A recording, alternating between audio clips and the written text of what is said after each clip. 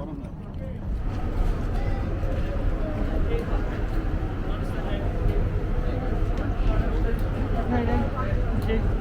it going Westminster? Westminster, yeah. that's it, yeah. Round the gap, please.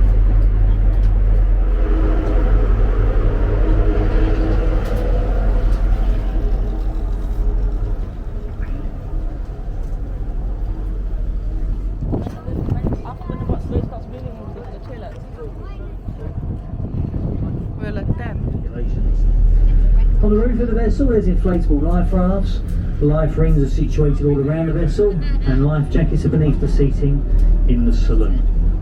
Throughout the cruise we are in constant contact with all the navigation authorities, all the boats that travel up and down on the Thames, and in the unlikely event of an emergency, please remain calm, wait further instructions given over the public address display.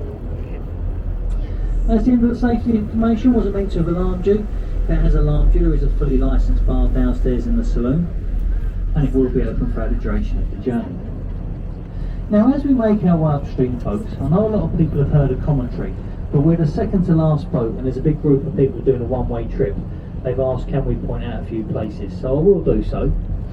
For the people who join us, though, we're not professional guides, so if we do make any mistakes, please just bear with me. Now, there's a question that people always ask us here on the River Thames, and that is, how deep is it? Now, this is a very difficult question to answer. The reason being, the Thames is a tidal river. The tide is always coming in or it's always going out. And also it changes from place to place. But to give you an example of how deep it can be in certain places, look to the left. See them three yellow buoys? That's the Greenwich ship tier. On the lowest low tides we ever have over here on the Thames, there's a guaranteed 45 foot of water over there. If it wasn't for COVID, this time of year you'd see a large cruise liner moored up over there. And it's what's known as a natural deep water berth that never ever has to be dredged out. The reason being, as we go past, see the opening of the River Wharf? That's Deptford Creek. Deptford Creek runs into the River Ravensbourne, and it's actually a natural dividing line between the county of Surrey and the county of Kent. But on the ebb tide, basically when the tide is going out to sea, it rushes out that creek and round that natural bend in the river and basically scours out a deep hole. You go down the river about a quarter of a mile on the opposite side, it's ever so shallow. But so that just gives you some indication of how deep the Thames can be in certain places. To the right hand side, these yellow brick buildings, these stand on the old site of Burrell's Wharf. It was over at Burrell's Wharf where a very famous ship was once built, a ship called the Great Eastern. It was designed by Isambard Kingdom Brunel, and it laid the first ever transatlantic telephone cable. It was a colossal ship of its time. It weighed 27,000 tonnes, which at the time was 4 times bigger than any other ship ever built. It was so large the river bank wasn't built up like it is today, and when they come to launch it, they pushed it into the river sideways. But it was so large, as it hit the water, it created such a wave, it actually drowned 12 of the spectators on the opposite side. It then got stuck in the Thames mud and sat there for 3.5 months until they had the spring equinox tides. They're the best tides of the year to float it off. So Burrell's Wharf went right the way along there on the right. On the left hand side, this large open space, this was Convoy's Wharf. This was the last of the working warehouses this far up the river. Now if you had done this trip just over 20 years ago, outside of here would have been a massive ship. They used to come from places like Scandinavia, slowly up river. Convoy's Wharf used to belong to Rupert Murdoch, the man who owns the Sun that moved to the world. I say it closed down about 20 years ago now, maybe just over 20 years, and the site's laid empty ever since. The reason being, it actually has a preservation order on it, believe it or not. This is the last place we could dock a ship this far up the river. Now at one point they were talking about turning it into a small cruise terminal. As I said earlier, this time of year we normally have an awful lot of cruise liners. Pre-COVID, it wouldn't be uncommon to have 2 to 3 cruise liners up here at a time. One down there on the ship tier, one alongside the Belfast, and sometimes a small one the lower side of Tower Bridge. But what's going to happen, we don't know, but as I say, it has laid empty now for over 20 years. Now if you keep looking along there to the left, you're going to see a flight of stairs coming into the river and a gateway at the top. Now these are the Royal Stairs of Deptford, And it was actually on these stairs where Queen Elizabeth I knighted Sir Francis Drake for being the first ever Englishman to navigate the world. He sailed around the world in his ship the Golden Hind. He then sailed back up the Thames. He anchored it up just where that boy is, got in a small rowing boat, rowed over to the stairs, and when he got to the top, she knighted him Sir Francis Drake. These stairs are now guarded by a royal charter. They can never ever legally be removed, and they must always be maintained and upkept. Now all the land over here to the right, this is all the old site of the London docks. Now during the First and the Second World War, the docks were actually a prime target for the German Air Force. Whilst they've been developing over there in the in recent years, there's on many occasions they've actually had to stop work and evacuate the area because they've discovered First and Second World War bombs. They actually have to bring the army in to dispose of them. But as I say, it was the docks what they were trying to hit, but they only ever hit one dock. During World War II, they hit the entrance to the Millwall dock, which is just coming up on the right hand side. Now you can enter the Millwall dock via the West India dock, so to save closing it down, they bricked the entrance up and it never ever reopened. During the last, that few years, they've come across many unexploded bombs. But that's the old Millwall dock entrance we're just about to pass on the right. Now when we pass that one on the right, then look over to the left and there's another dock entrance. This is one of the old entrances to the Surrey commercial docks. Now when the Surrey docks were open, they were the largest inland dock system in Europe. There was over 22 miles of quayside over there. But it's only a small part of the dock that remains today now. That's called the South Dock Marina, where people keep their luxury yachts. The rest of it's all been filled in and built upon. So it was the Surrey docks on the left, it was the London docks on the right. Believe it or not, there was a time when the Port of London was the busiest commercial port anywhere in the world. And you would have seen thousands of these things over here on the right. See this blue thing we're passing? There's another one coming up in a moment. These are barges. They're also known as lighters. Now what would happen, the ships would come into the docks from all around the world with all manner of cargoes. They would then put the barge outside the ship, discharge the cargo from the ship into the barge, lightening the load. The man in charge of one of these was known as a lighterman. Now these barges we're passing, these are old traditional Thames barges. They were designed for this river so they could be towed under any bridge on this river, in and out of any dock. Now the only stuff we travel up and down the Thames today by tug and barge is actually London's household rubbish. And the modern day barges are over 4 times the size of these ones, and they actually fill them with lorry containers. Now one modern day barge can take up to 30 lorry containers. One tug can tow up to 6 barges. It's such an environmentally friendly way and economical way of travelling cargo, and we just don't do it anymore, which I think's a great shame really, when you consider you're going upstream on what was once the busiest motorway in the world, and we now use our waterways less than any other country in Europe. Now the land over here to the right, this is known as the Isle of Dogs. It's a great big horseshoe shaped bend in the Thames today, but I guess the name of the Isle of Dogs actually dates back to when the royal families lived in the royal palace of Greenwich. Now back in them days that was all old marshland over there, and a strip of water ran right the way around it, making it an island. Now when the likes of Henry VIII lived in Greenwich, it was over there where he'd keep his hunting dogs. And as the sailing barges would sail round a large bend in the river, the sails would start flapping, the dogs would run to the shore and start barking, so it got known as the Island of Dogs. Well later on they turned it into the docks. So there was the East India dock, there was the West India dock, there was the Millwall dock, and in the docks there was a wharf where the ships come over from the Canary Islands. The Fred Olsen shipping line used to bring us cargoes of fruit to the Canary Wharf. Well over the years the docks closed down and all the land was bought up by 2 Canadian brothers called the Wright brothers, and they have now turned this into the new financial heart of Europe. And they're not finished yet. They reckon by the end of this decade, by 2030, there'll be about another 15 to 20 tower blocks over there. They say once completed, it would actually look like the Manhattan area in New York. It's a very, very busy and popular part of London today. Now, it never used to be though. In fact, it was probably only about 10 years ago, 15 years ago, it was very similar to the City of London. On a Friday night, after about 5, 6 o'clock, it'll pretty much close down too early on a Monday morning.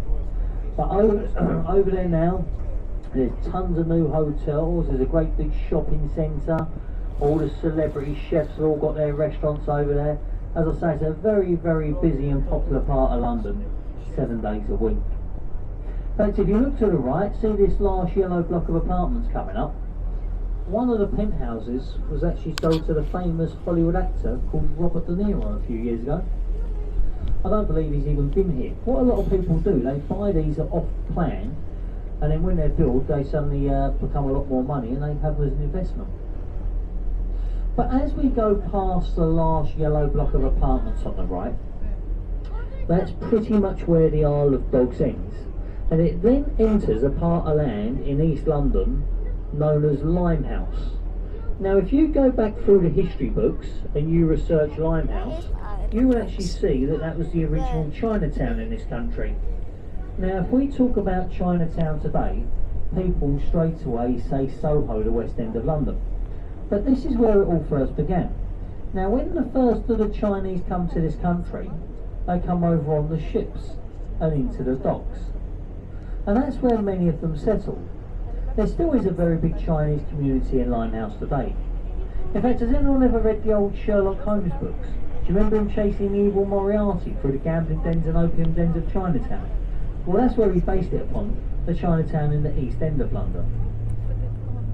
Now if you keep looking to the right, coming up there's an opening in the river wall.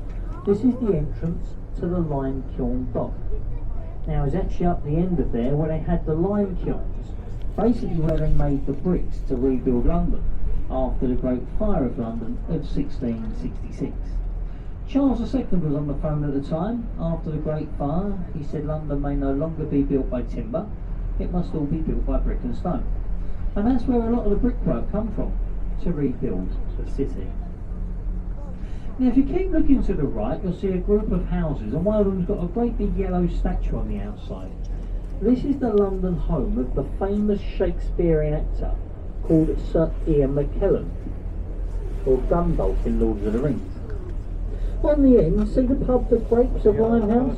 Very old and historical pub that.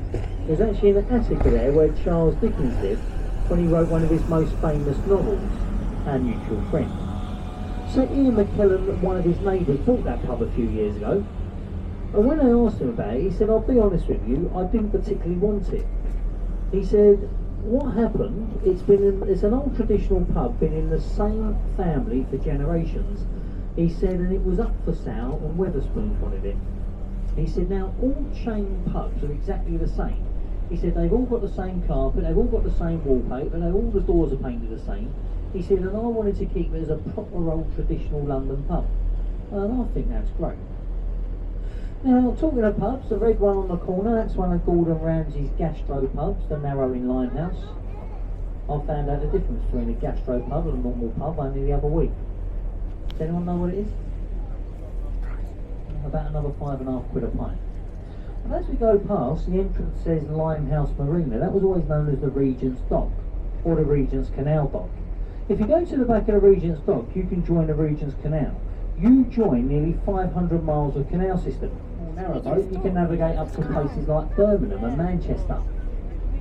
We actually dug them canals out by hand nearly 400 years ago to bring cargoes up and down from the north of England. And then someone invented a train and we pretty much forgot where they were really.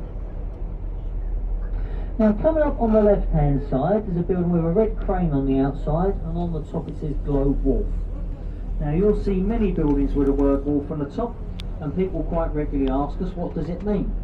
Well, the word wharf actually means warehouse at Riverfront. Look how it's been built on the river's edge. Imagine years ago on the high water, them barges or a small coaster or a small ship would go outside there. They'd use the crane to pick the cargo up and put it straight in the warehouse. the warehouse at Riverfront. But look what they replace them with. Look over here to the right, this red brick monstrosity. Now I know it looks like it's been designed by a 5-year-old with his Lego bricks, but it's actually a very clever design. There's over 480 apartments over there. Every single one of them gets a riverside view.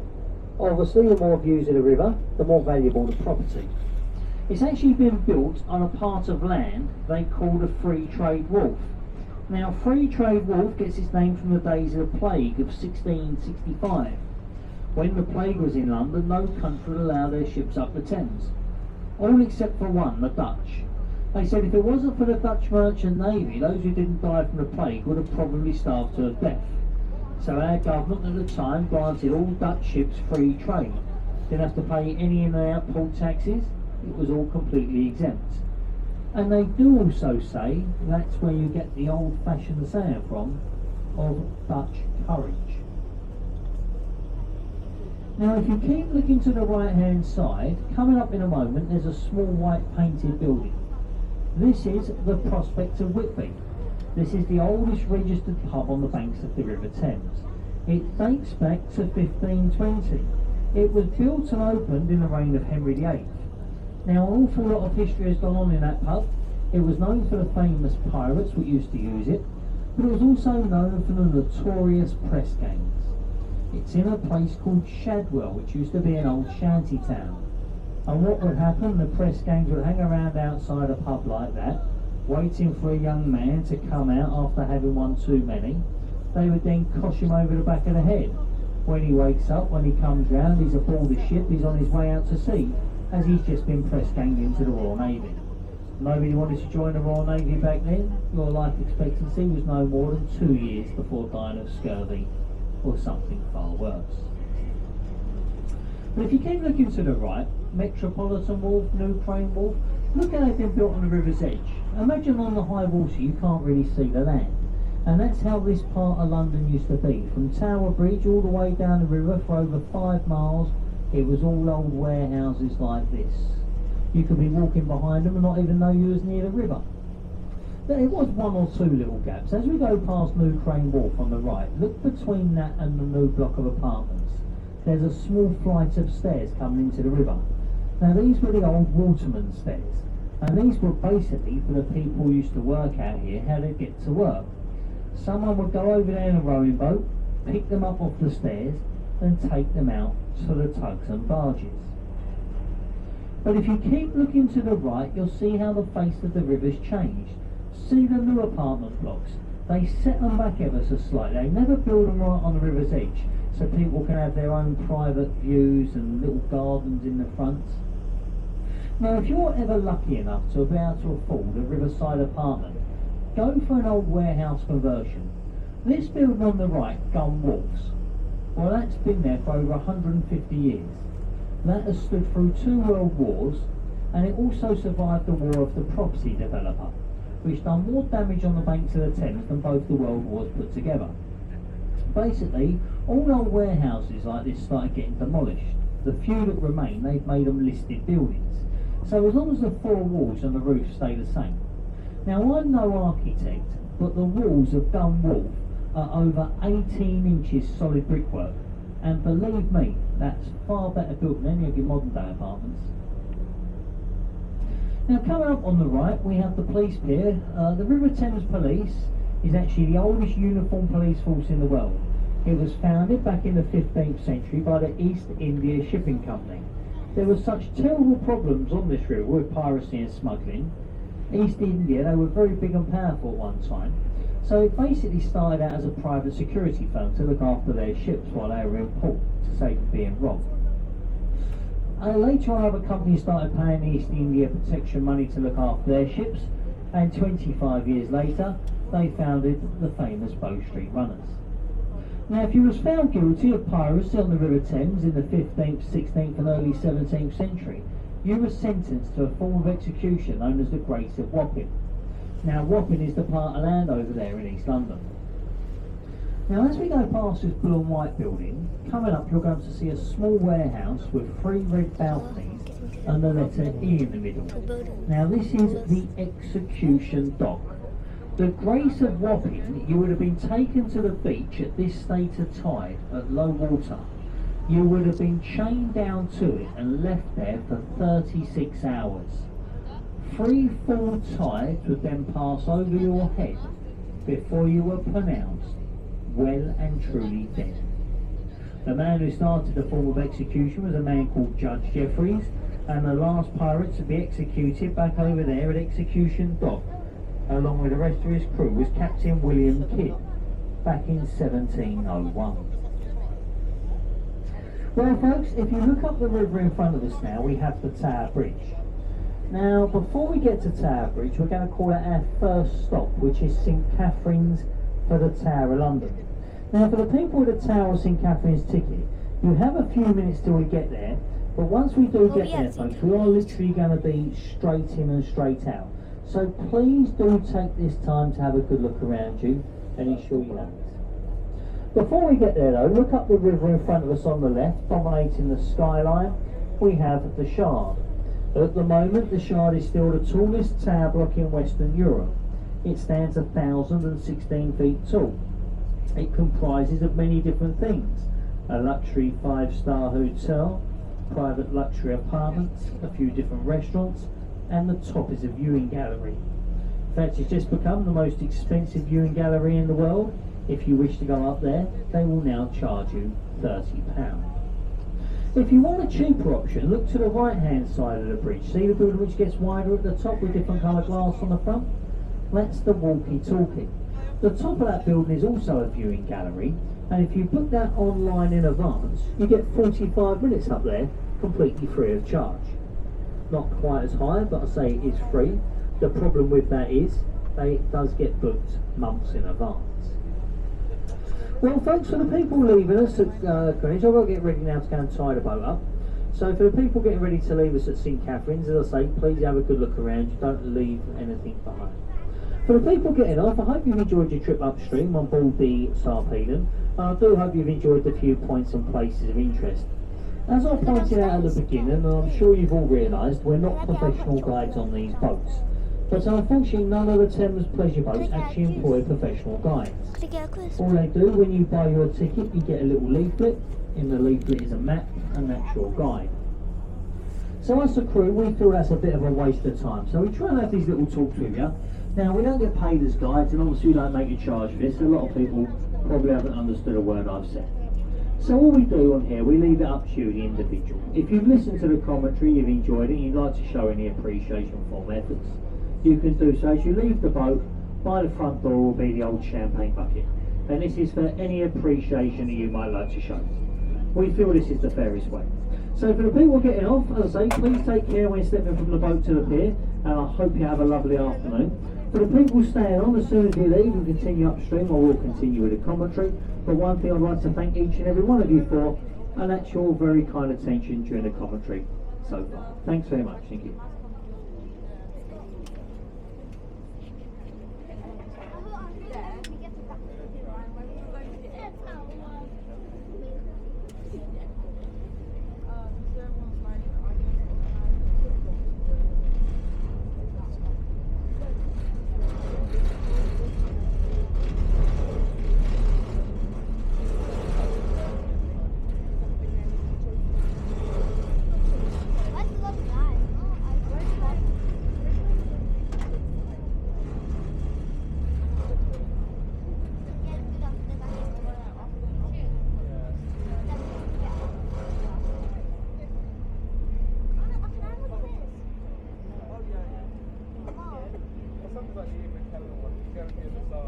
World War II, and she last fired her guns in anger at the Korean campaign.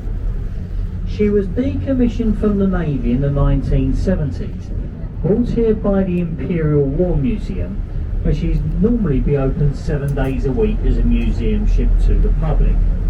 But as she's a ship, a lot of it is in closed space, and due to COVID, it has remained closed. It is given an opportunity to do an awful lot of maintenance, hopefully opening very soon. To the right hand side, behind the trees, is Water Guard House, the headquarters of Her Majesty's Customs and Excise. That is where Now if you want to see a real work of art, as we pass beneath Norman Foster's Millennium Bridge, opened in 2000, look to the right where the bridge goes between the two buildings, and at one point we had a lovely view of Sir Christopher Wren's masterpiece, St Paul's Cathedral. It took Wren 35 years to complete. It stands 365 feet tall, and it's the second largest unsupported cathedral dome in Europe. The second to that of St Peter's in the Vatican City in Rome. The red brick building in front of St Paul's, you can see the name and the crest on the end. The City of London School.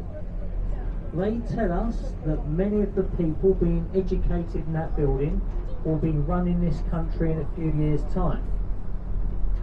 Over there they teach you how to lie, cheat, steal, and fiddle your expenses. Although saying that, a man called Daniel Radcliffe, Harry Potter, he was educated in that. We are now approaching a group of bridges. First one, the Blackfriars Railway Bridge, followed by the Blackfriars Road Bridge, and as we pass beneath, in the middle, is all that remains from the first ever railway bridge to span the River Thames. The old St Paul's Railway Bridge carried the first steam trains across the river for the Chatham-Dover railway system. The top half of the bridge was removed many years ago as it couldn't take the weight of the modern day trains. The reason these old pillars remain, they purposely built the new bridge as close as they could to the old one. The reason for that, all they had to do then was slightly divert the railway track and it wouldn't cause as much disruption. The downside to that is, you pull these old pillars out, you undermine the foundations of the modern day bridge, it becomes unsafe. That's why the old pillars still remain. To the right hand side, the building with the sloped roof and the spire in the middle is the old City of London School for Boys. Many famous people were educated over there, people like Lord Asquith and Lloyd George, two of our former Prime Ministers. The building now belongs to J.P. Morgan, the American bank. The red brick Gothic style building next door is the Zion College and Library. Houses over 300,000 very rare and expensive books, including Queen Victoria's own personal Bible and diary. Now also to the right, look up by the chimney pots on that red and white building. Can you see this spire with the statue on the top? That's the Wingtip Messenger, that's Mercury, and that's actually the logo of the Independent newspaper. It stands on a building in a place called Fleet Street, and it was actually over there on Fleet Street where the first ever newspaper anywhere in the world was actually printed. Now you can't really see too well, but to the right, all them buildings behind the trees, that's known as the inner, the middle and the outer temple. Has anyone ever read the book or seen the film The Da Vinci Code? That's where 70% of the legal profession in this country actually receive their training. Now as we went through Tower Bridge, we entered the 1 square mile City of London. Now keep looking to the right, and as we go just before the large white ship, look on the river bank, there's a stone archway. This is the Temple Arch. As we go past this, we now leave the City of London behind us, and we now enter the City of Westminster. The large white ship on the left is the Wellington, a former sloop of the New Zealand Royal Navy, and now permanently moored up as the floating livery hall for the Honourable Company of Past Master Mariners. To be a Master Mariner, you have to have served over 25 years at sea. The late Prince Philip was the president of that ship for many years, but when he retired from public service a few years ago, it was actually taken over by his son, Prince Charles. Well, coming up on the left-hand side, the building behind the trees is the National Theatre. The building on the left behind the trees is the Somerset House, originally built for the Dukes and Earls of Somerset. On the right, shall I say. For many years, that was where we used to register all births, deaths and marriages which took place in England and Wales. Parts of the building are a museum, and parts of the ground are now opened up. As in the summer they do lots of concerts over there, and in the winter months They actually do a lot of the big ice rink over there. Well, this is the Waterloo Bridge. It was completed during the Second World War by the Land Army, and it's more affectionately known here on the River Thames as the Ladies' Bridge. This is because